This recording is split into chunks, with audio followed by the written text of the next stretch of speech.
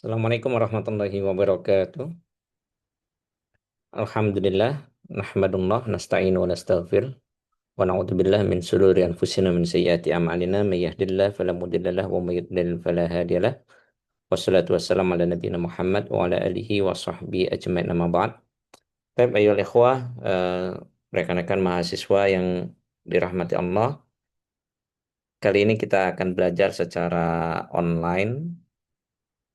Silakan menyimak video presentasi saya dikarenakan saat ini kita puasa Ramadan. Jadi kita lewat asinkronus tonton video saya dan nanti kita akan berikan latihan, tolong dikerjakan. Baik, untuk materi kita pada pagi hari ini adalah berkaitan dengan supply, demand, dan market equilibrium.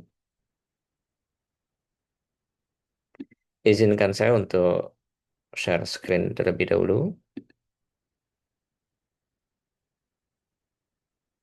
Ini buku yang kita gunakan, Principles of Economics, karya dari Case, Fair, and Oster.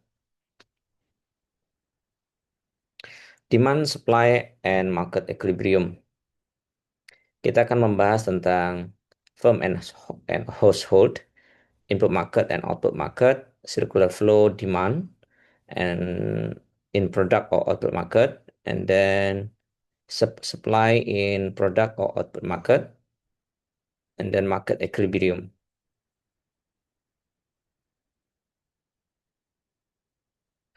Kalau kita perhatikan di dalam circular flow di sini, kita menyimak kita lihat di sini ada output produk. Biasanya perusahaan akan menjual barangnya ke rumah tangga dan rumah tangga akan menawarkan jasanya untuk membantu perusahaan dalam memproduksi barang dan jasa. Kita lihat perusahaan supply barang, good dan services, rumah tangga demand atau meminta barang ataupun jasa yang diberikan oleh perusahaan.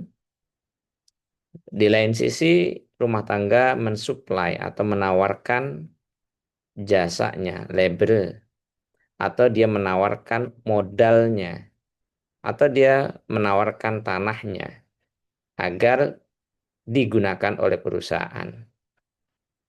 Tenaganya digunakan untuk memproduksi barang dan jasa, modalnya akan digunakan untuk mengembangkan usahanya, tanahnya pun demikian. Ini adalah aktivitas ekonomi antara rumah tangga dan perusahaan, dan ini memiliki konsekuensi arus pembayaran. Ketika perusahaan menawarkan barang dan jasanya kepada rumah tangga membeli barang dan jasa tersebut, maka uang akan mengalir dari rumah tangga ke perusahaan. Demikian halnya ketika rumah tangga menawarkan jasa tenaganya, menawarkan modalnya, menawarkan tanahnya kepada perusahaan, maka perusahaan harus membayar berupa upah ataukah dividen kalau dia adalah capital ataupun rental kalau itu adalah tanah yang digunakan, yang disewa. Ini adalah circular flow daripada aktivitas ekonomi yang mesti kita pahami. Baik, kita akan fokus kepada permintaan terlebih dahulu atau demand. A household decision, keputusan rumah tangga tentang berapa banyak barang ataupun jasa yang akan dia beli itu bergantung kepada beberapa hal. Yang pertama adalah harga barang itu sendiri. Kita tahu kalau harga mahal, maka permintaan akan berkurang. Selain itu, dipengaruhi oleh beberapa faktor lain seperti income yang dimiliki oleh rumah tangga, kemudian kekayaan yang dimiliki, harga barang lain, kemudian rasa dan selera dan kecondongan ya, preference. Dan yang terakhir adalah ekspektasi terkait dengan future income, future wealth, dan future prices. Kita akan jabarkan satu persatu. Berkaitan dengan harga barang itu sendiri, kita mengenal adanya law of demand atau hukum permintaan, di mana hukum permintaan ini menunjukkan bahwasanya adanya hubungan negatif antara harga dan jumlah barang yang diminta. Ketika harga itu naik, maka permintaan akan turun. Ketika harga itu turun, maka permintaan akan naik.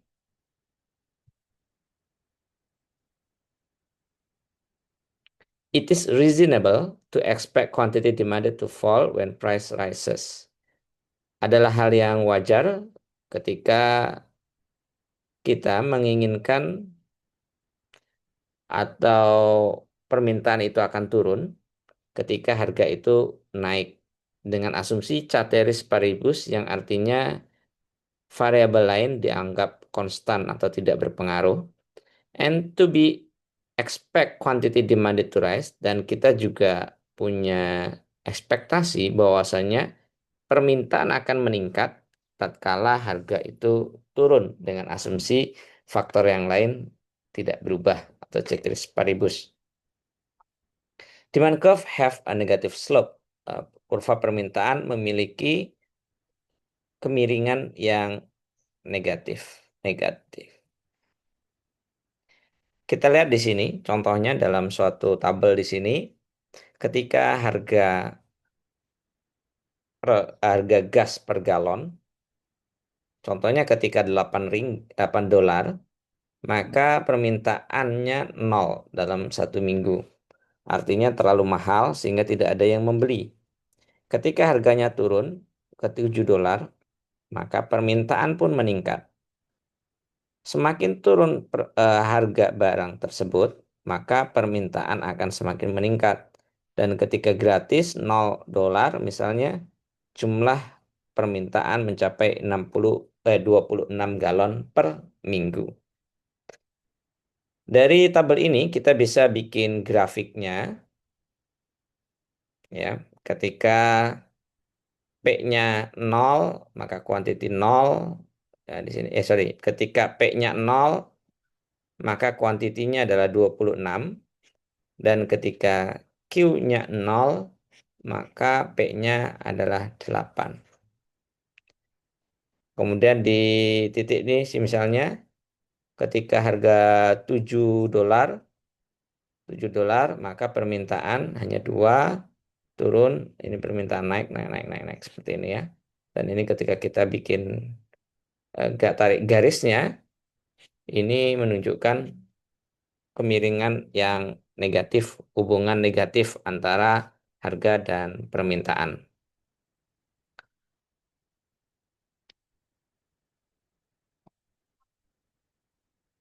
Faktor lain yang memengaruhi permintaan adalah pendapatan dan juga kekayaan yang dimiliki.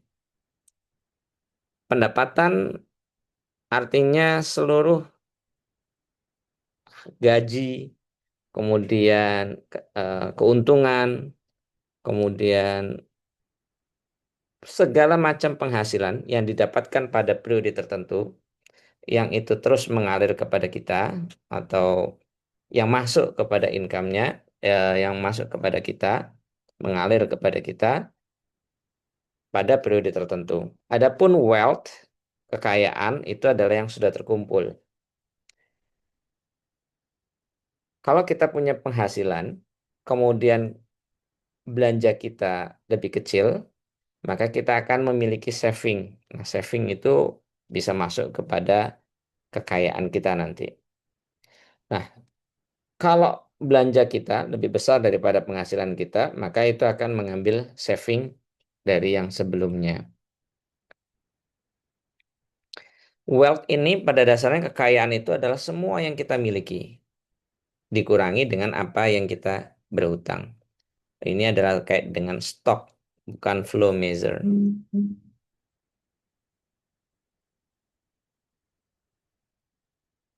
Adapun income dan kekayaan ini, bagaimana pola atau pengaruhnya terhadap permintaan itu sangat bergantung kepada jenis barang yang diminta. Normalnya, ketika penghasilan seseorang itu meningkat, maka permintaannya, ya, ketika the demand goes up when income is higher and for which demand goes down when income is lower.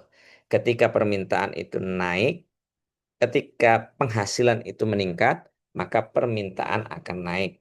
Ketika penghasilan turun, maka permintaan juga turun karena punya uang lebih. Kalau punya pendapatan, penghasilan lebih, tentu kita akan belanja lebih sering, lebih banyak. Tapi ini tidak berlaku pada semua barang. Ada barang yang bersifat inferior. Artinya, inferior ini barang yang lemah, yang artinya menurut kita kualitasnya rendah.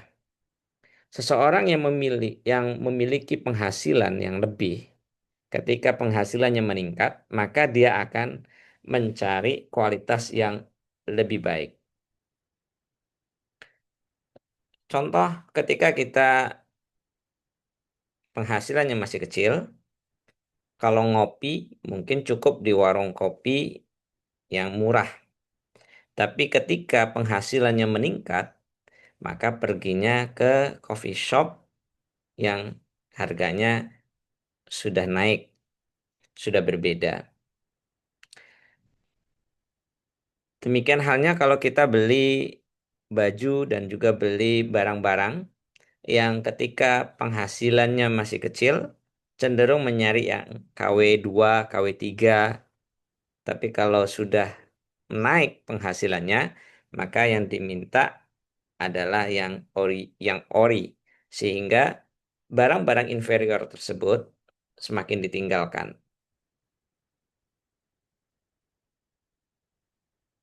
Kemudian faktor berikutnya yang memengaruhi permintaan adalah harga barang lain. Substitusi.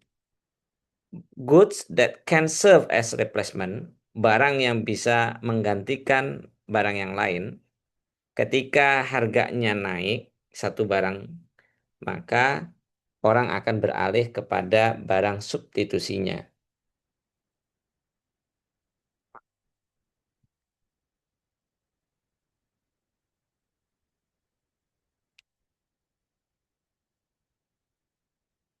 Selain barang substitusi, ada juga barang yang bersifat komplementer atau saling melengkapi.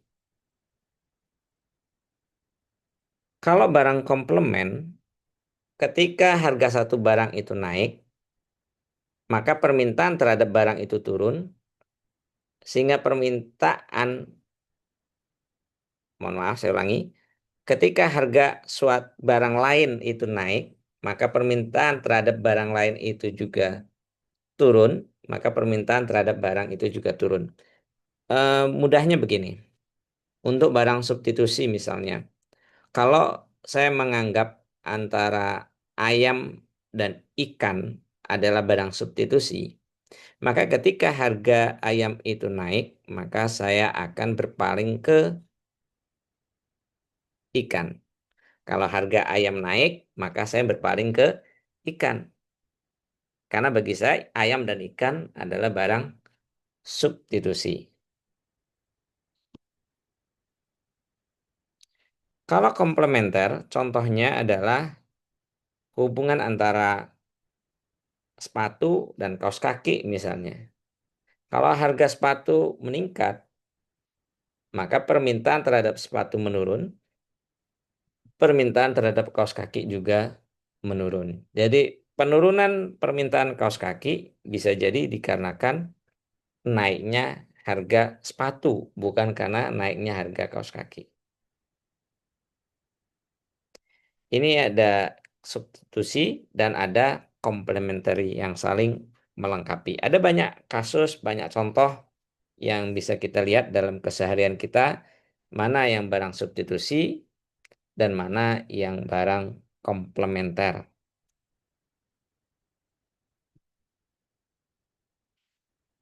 Contoh di sini adalah Kindle in the college market. Amazon itu meluncurkan Kindle untuk textbook. Jadi Jeff Bezos yang mempunyai Amazon meluncurkan produk Kindle. Thinks the high prices of printed textbooks provide an opportunity for his company. Jadi harga buku printing ya, harga buku yang dicetak ketika semakin mahal, maka orang akan berpaling kepada buku digital. Ketika permintaan terhadap buku digital meningkat, maka permintaan terhadap Kindle yang menjadi alat untuk membaca buku digital itu akan meningkat. Nah, ini contoh realita bagaimana harga barang lain itu bisa mempengaruhi permintaan terhadap suatu barang. Berikutnya adalah taste and preferences.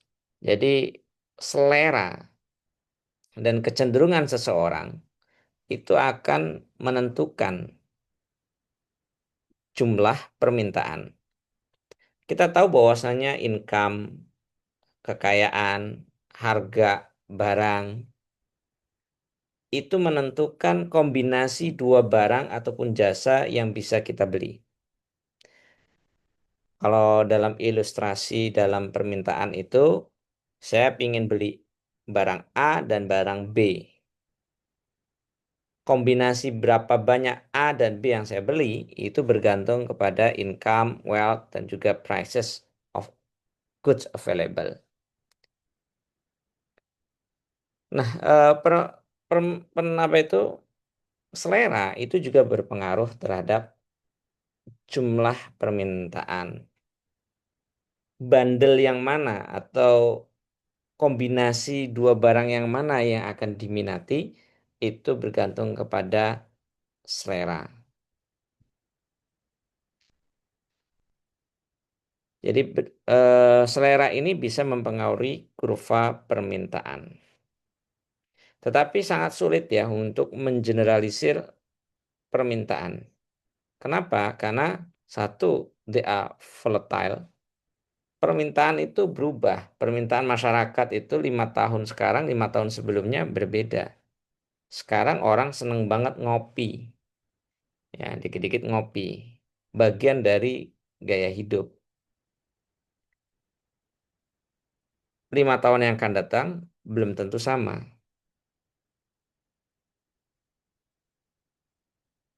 Sekarang banyak orang yang makan misalnya makan mie ya.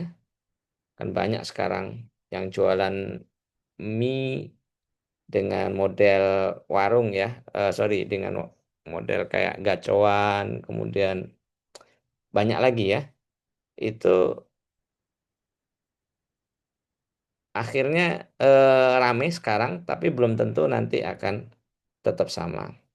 Kemudian selera taste idiosyncratic. Selera tiap orang itu bisa berbeda-beda ya, tidak bisa disamakan. Ekspektasi, kemudian ekspektasi ketika kita memutuskan untuk belanja itu seringkali juga dipengaruhi oleh harga hari ini dan juga harga yang akan datang.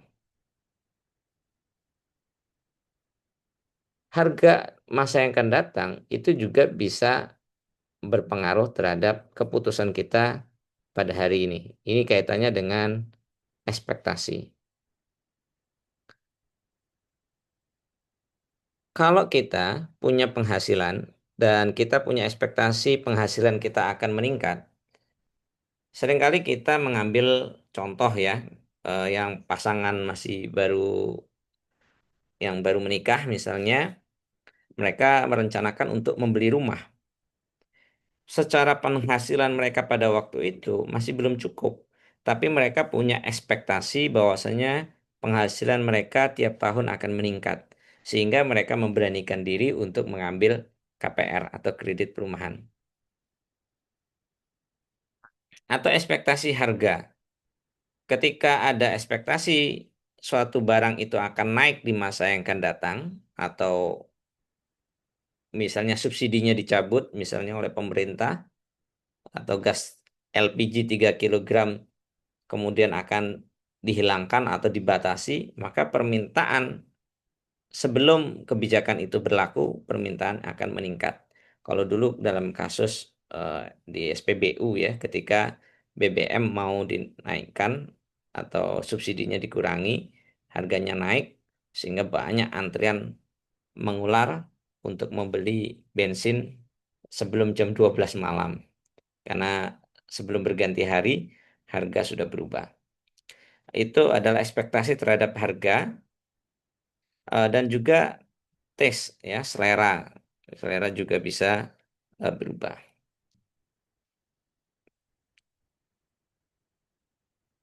Oke, terkait dengan grafiknya, tadi kita sudah mempelajari tentang kurva demand ya. Kurva demand ini bergerak sepanjang kurva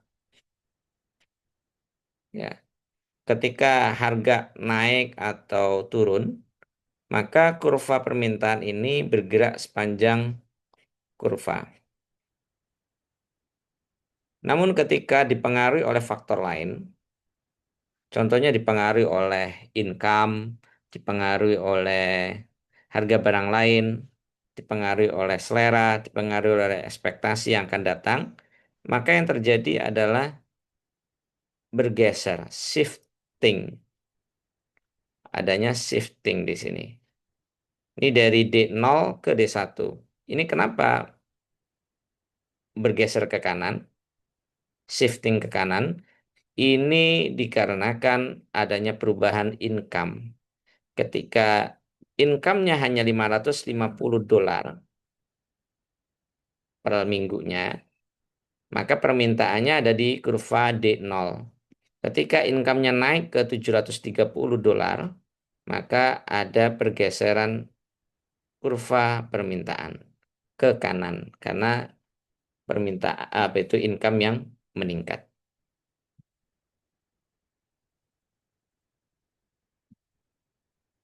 Jadi perubahan pada harga barang ataupun jasa itu mengakibatkan kurva permintaan bergerak sepanjang kurva. Adapun jika income, preference, dan harga barang lain itu berubah, maka itu akan menggeser kurva permintaan entah ke kanan atau ke kiri. Contoh, kalau harga income yang naik atau pendapatan yang meningkat. Ketika pendapatan itu meningkat, barang inferior itu akan semakin ditinggalkan. Sehingga kurva permintaan itu shifting ke kiri. Dia bergeser ke kiri. Permintaan terhadap barang inferior akan semakin menurun dikarenakan penghasilan yang meningkat. Sebaliknya untuk barang normal, ya normal pada umumnya ketika pendapatan naik, maka permintaan akan naik bergerak dari D0 ke D1.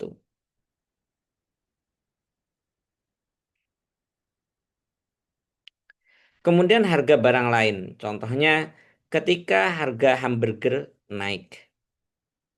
Harga hamburger ya, di sini quantity of hamburger demanded falls. Di sini ketika harganya dari 1,49 ke 3,09 tentu permintaan akan turun. Ini bergerak sepanjang kurva. Namun bagaimana dampaknya terhadap ayam ya? Ketika harga apa itu? Ketika harga hamburger itu naik, maka orang akan mencari substitusinya, yaitu ke ayam. Ya tentu hamburger di kita di Indonesia belum menjadi makanan utama ya. Di sini contohlah hamburger ya nggak apa-apa. Ketika hamburger naik, maka permintaan terhadap ayam yang menjadi barang substitusi itu akan naik. Sementara kecap atau saus ya, ketika permintaan terhadap hamburger itu turun dikarenakan harga hamburger yang naik, maka permintaan terhadap kecap itu juga akan menurun. Shift to the left.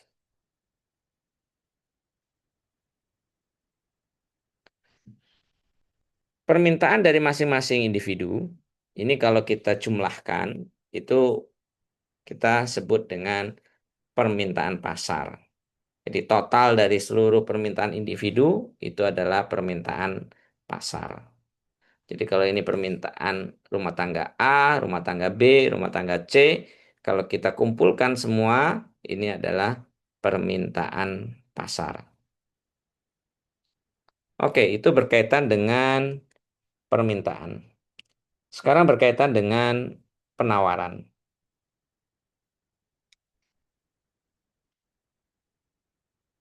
Firms build factories, ya.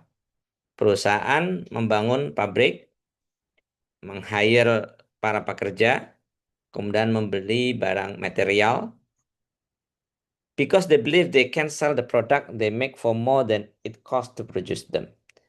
Nah, mereka membeli barang-barang ini tentu dengan harapan ingin mendapatkan keuntungan karena mereka yakin bisa menjual dengan harga yang baik, ada selisih dengan biayanya sehingga mereka mendapatkan keuntungan. Nah, profit itu menjadi tujuan daripada perusahaan, di mana profit ini adalah selisih antara pendapatan dan biaya. Maka the law of supply, hukum penawaran adalah kebalikan dari hukum permintaan. Hukum penawaran adalah the amount of particular product that firm would be willing and able. Oke, hukum penawaran ada di sini. Oke, the positive relationship between price and quantity of a good supply.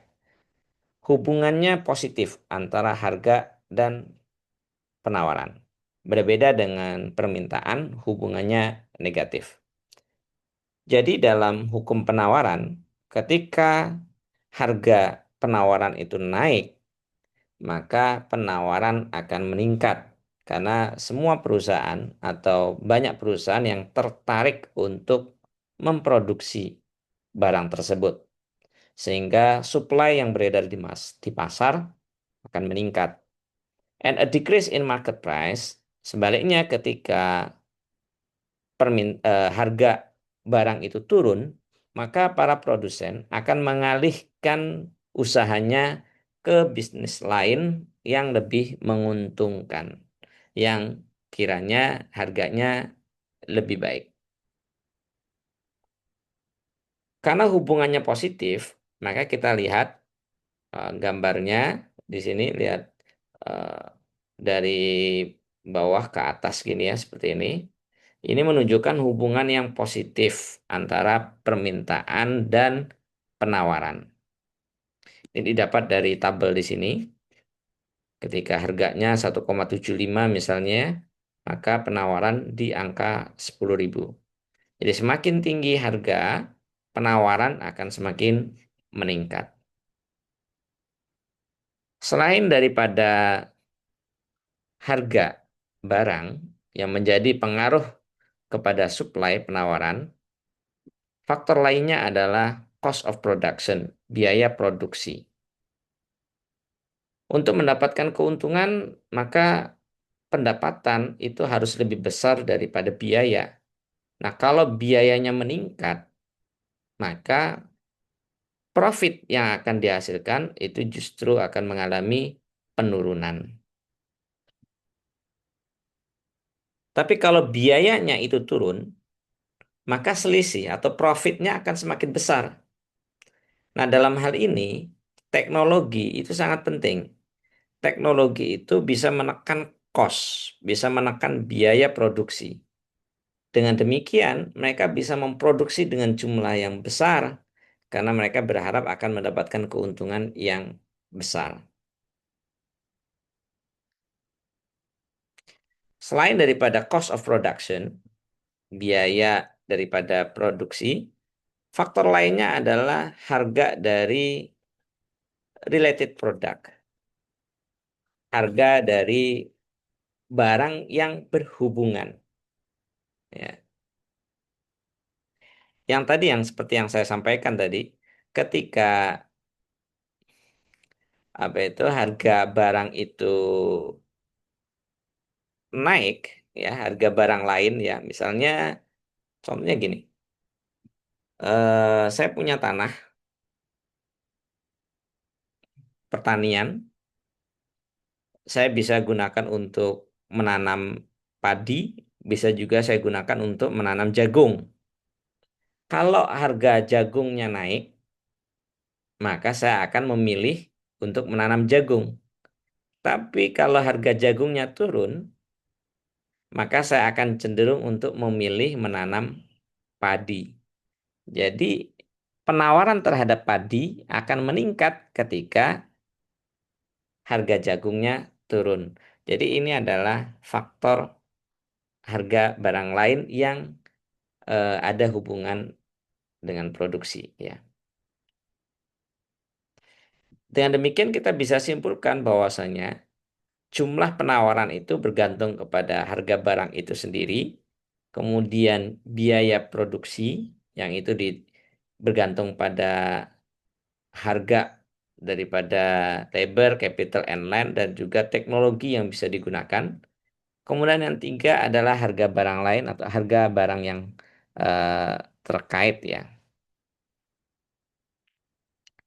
Sebagaimana dengan demand atau kurva permintaan, kurva penawaran juga bisa bergerak sepanjang kurva maupun bisa bergeser. Kalau dipengaruhi oleh harga barang itu sendiri, maka dia hanya bergerak sepanjang kurva. Tetapi jika dipengaruhi oleh faktor lain seperti cost of production, kemudian dipengaruhi oleh ini ya, dipengaruhi oleh harga barang lain yang harga related product, itu juga akan bergeser. Kita lihat di sini shift of the supply curve for soybean. Jadi di sini kedelai, ya, penawaran terhadap kedelai ini naik, ya, meningkat. Dikarenakan apa? Adanya teknologi baru yang memungkinkan biaya produksi itu menurun sehingga orang tertarik untuk memproduksi kedelai. Semakin banyak penawaran, maka bergeser dari S0 ke S1. Dengan demikian, perubahan harga itu akan menyebabkan kurva supply itu akan bergerak sepanjang kurva. Namun ketika harga yang berubah adalah biaya produksi dan juga harga barang lain, maka akan menggeser atau shift the supply curve, entah itu ke kanan kalau permintaannya penawarannya meningkat atau ke kiri kalau penawarannya menurun.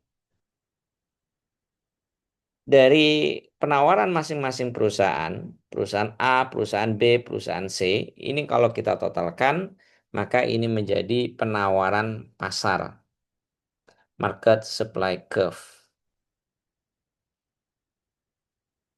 Baik, kita coba lanjutkan berkaitan dengan market equilibrium atau keseimbangan pasar. Equilibrium adalah kondisi di mana antara jumlah barang yang ditawarkan dan jumlah barang yang diminta itu sama.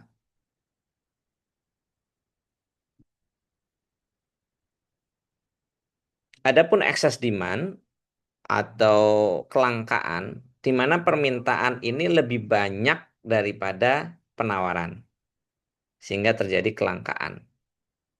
Contoh di sini, ketika permintaan yang ditunjukkan oleh garis biru di sini, kurva permintaan warna biru, dan kurva penawaran warna merah. Ketika harganya itu 2,5, ya, ketika harganya 2,5, maka permintaan dan penawaran atau equilibriumnya, titik temu antara penawaran dan permintaan itu di 35.000.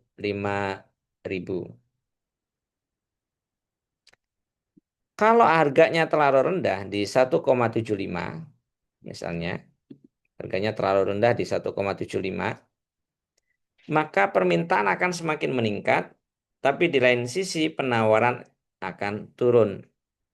Sehingga adanya kelangkaan, adanya shortage, ya, adanya kelangkaan. Permintaan lebih banyak daripada penawaran. Ketika banyak yang tidak bisa membeli barang tersebut karena adanya kelangkaan, maka mereka akan mengalihkan permintaannya ke barang yang lain. Dan ketika banyak yang meminta, perusahaan juga akan semakin menaikkan harganya. Maka mereka nanti akan kembali ketemu di titik equilibrium, ya. Jadi akan ketemu di titik equilibrium yaitu di harga 2,5. Ini adalah equilibrium point. Ini excess demand. Ada excess supply. Excess supply ini ketika terjadi surplus. Ketika harga suatu barang itu tinggi, dinilai tinggi, misalnya $3 di sini, maka banyak yang menawarkan barangnya. Tapi di sisi yang lain, permintaan turun karena harga yang dianggap terlalu mahal. Sehingga terjadi surplus, kelebihan pasokan. Karena banyaknya pasokan yang ditawarkan, maka harga akan turun-turun supaya bisa diserap oleh pasar. Karena konsumen nggak mau beli. Nah, semakin turun harga, maka konsumen akan meningkatkan permintaan. Maka mereka akan ketemu pada titik equilibrium.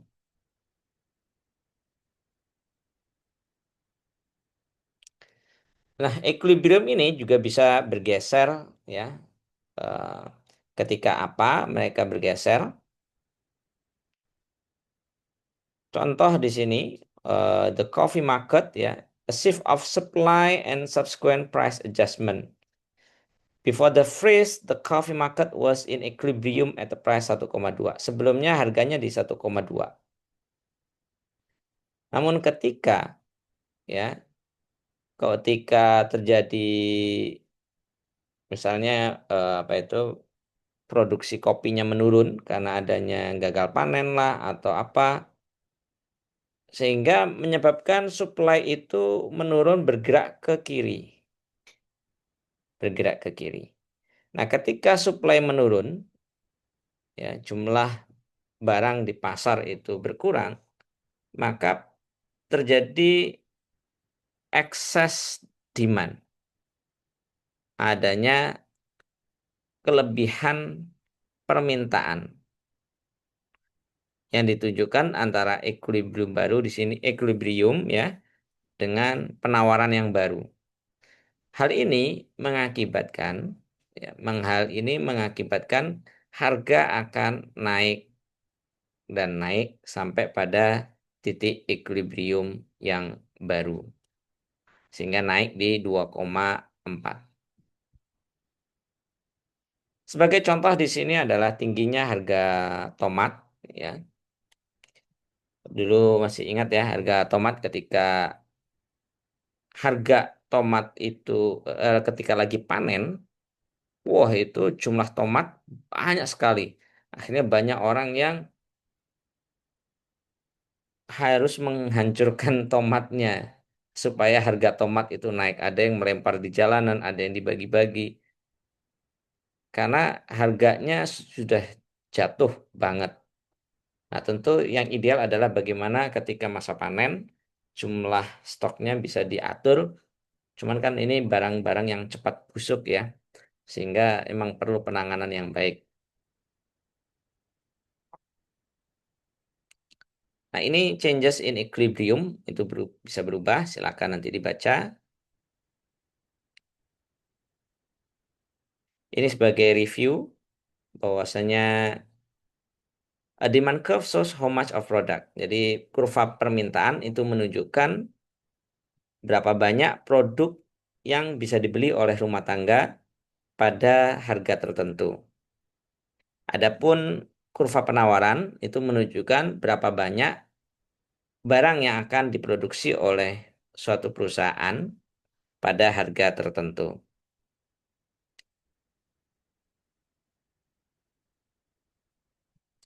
Permintaan itu dipengaruhi oleh harga, kemudian pendapatan dan kekayaan, kemudian harga barang lain, selera, dan ekspektasi.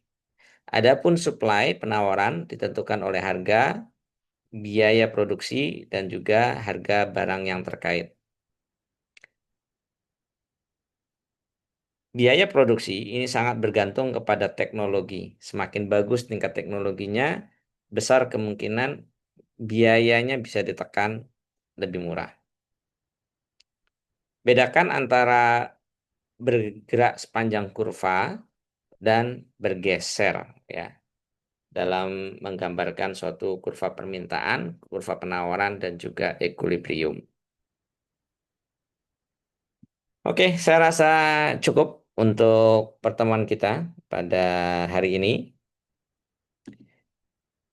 Nanti kita adakan latihan yang akan saya share di grup insya Allah. Mengerjakan beberapa soal dari buku Case Fair Oster. Demikian, Assalamualaikum warahmatullahi wabarakatuh.